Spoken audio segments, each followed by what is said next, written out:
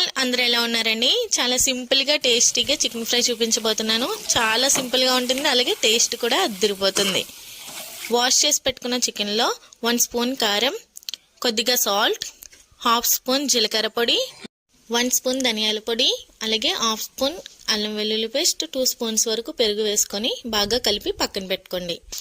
Pan పెట్టుకొని oil వేసుకొని కొద్దిగా జీలకర్ర, అలాగే ఆనియన్స్, పచ్చిమిర్చి వేసుకొని ఆనియన్స్ బాగా ఫ్రై అయిన తర్వాత హాఫ్ స్పూన్ వరకు అల్లం వెల్లుల్లి పేస్ట్ వేసుకొని బాగా ఫ్రై చేసుకొని పక్కన పెట్టుకున్న చికెన్ వేసుకొని బాగా కలిపి మూత పెట్టుకొని చికెన్ ఉడికేంత వరకు బాగా మగ్గనివ్వండి.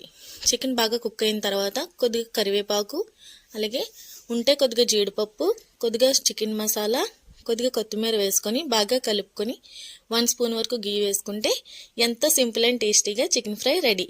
ట్రై చేసి ఎలాగుందో కామెంట్ చేయండి. Bye guys.